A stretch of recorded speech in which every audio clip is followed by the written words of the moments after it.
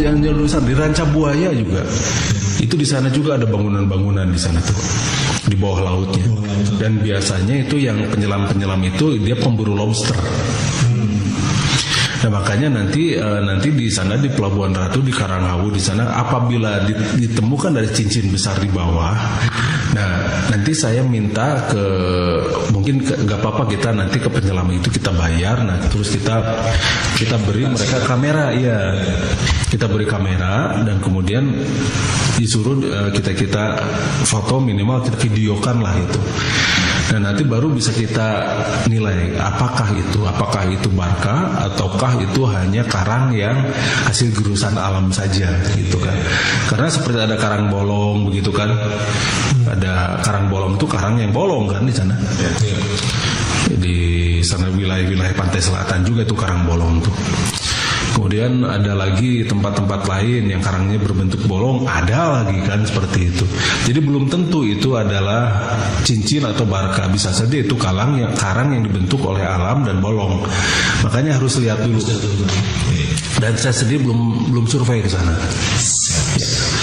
Kita lanjut ke pertanyaan berikutnya. Tapi di Pelabuhan Ratu ada dorval. Oh iya, di Pelabuhan Ratu ada dorval kan? Nah, di Pelabuhan Ratu itu ada dorval dan presiden pertama kita tuh tahu di sana ada dorval, makanya di sana bikin hotel di sana. Dan titik benturan magnetiknya itu ada di salah satu kamar di hotel tersebut. Nah itu portal di sana itu. Nah portal tersebut itu sering dimanfaatkan oleh makhluk astral memang karena ada fluktuasi. Tapi kalau misalnya kita tahu cara menggunakannya, itu bisa dimanfaatkan untuk hal lain. Bisa jadi di sana kita bisa bikin benturan energi dan sebagainya, bisa saja. Cuma, nah itu dia.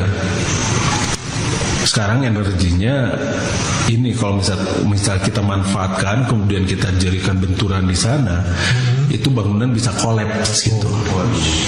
Jadi kita tidak mau meresiko, kasihan lah. Ya. Kalau kamu sendiri tahu ada teknologi di situ dari mana?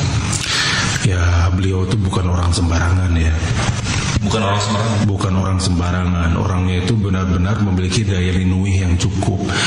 Makanya perjuangan beliau juga luar biasa. Dan kita akuilah bahwa beliau itu ada orang yang luar biasa.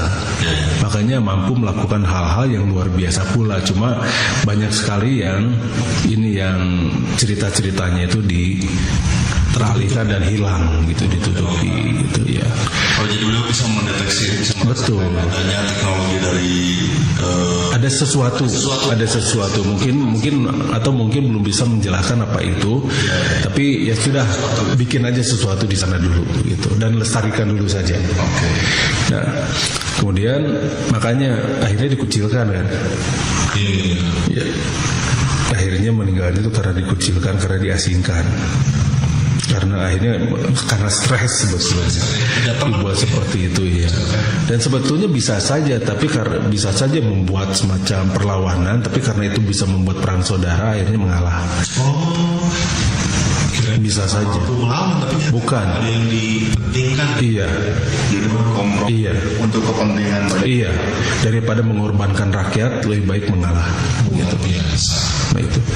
Ya, ada pertanyaan lain? Silahkan. Ini sudah jam 9:50.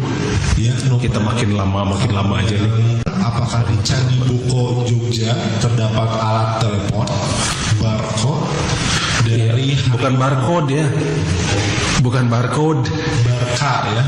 Di Indonesia beliau barcode. Kalau oh ya nggak apa-apa. Iya. Makanya kenapa di sana disebut Boko?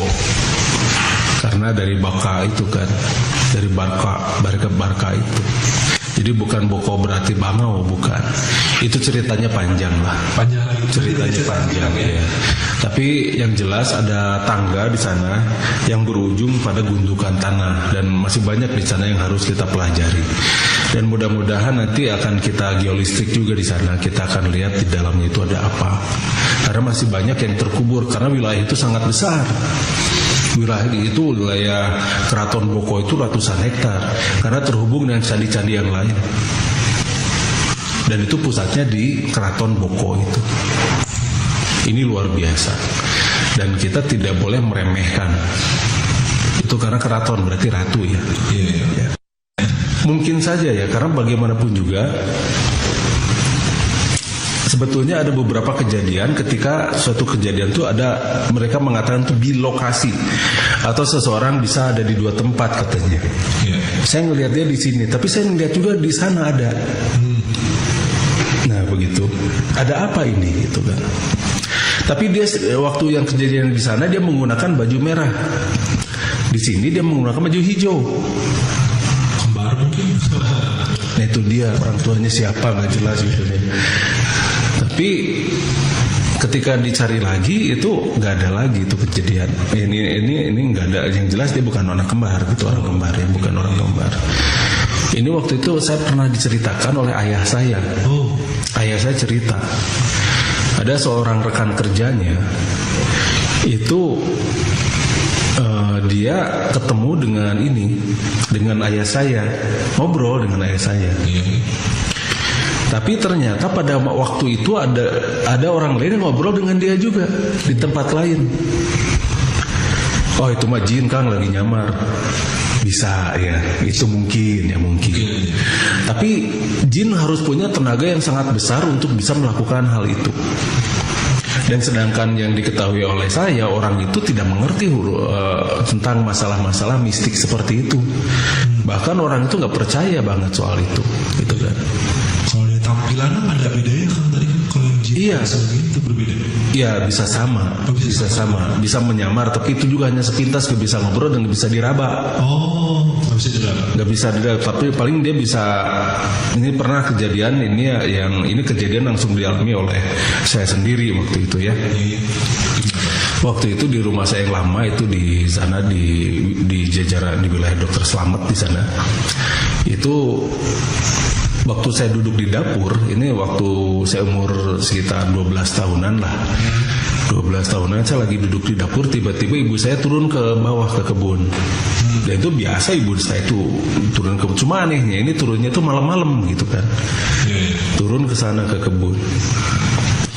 Saya waktu itu nggak nyangka bahwa itu makhluk lain gitu ya. Waktu lihat lagi ke bawah ternyata udah nggak ada. Dan saya tanya ke ibu saya, tadi turun ke bawah nggak katanya. Nah itu mah jin ya. Nah jin mah cuma sekilas seperti itu.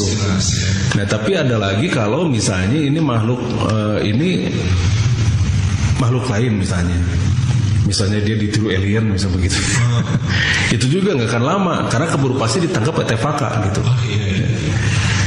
Nah, bisa saja hal yang semacam itu bisa terjadi di dua tempat sekaligus atau misalnya itu, tapi itu butuh energi yang sangat besar. Sedangkan orang itu yang ngobrol dengan ayah saya itu bukan orang tukang nguli, tapi dia memegang sesuatu yang penting di perusahaan itu. Dan dia bicara pada ayah saya itu bahwa dia ada suatu benda yang dia sendiri nggak ngerti. Apa itu? Iya, dia bendanya berbentuk kristal. Wah. Nah ini berbentuk kristal kata dia tuh. Nah karena ayah saya juga nggak ngerti itu apa, akhirnya ceritanya selesai gitu. Dan waktu bercerita tentang berbentuk kristal itu udah lama. Itu kan tiap hari ketemu tuh. Nah ceritanya beberapa tahun kemudian itu juga cerita ke saya juga, cerita A dengan cerita B itu jaraknya itu lama gitu kan. Itu alat buat memendar molekul. Nah kita nggak pernah tahu, saya sendiri belum pernah lihat alatnya, tapi diceritakan seperti itu. Dan bendanya juga tidak besar gitu, paling sebesar inilah gitu, sejengkalan lah. Nah itulah makanya demi waktu kata Sang Maha Pencipta pun.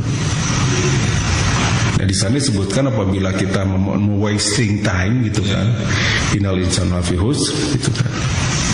Nah itu kalau misalnya kita wasting time itu apa sih gitu? Kita tidak memanfaatkan waktu kita itu dengan baik dan benar itu sebetulnya apa sih begitu kan?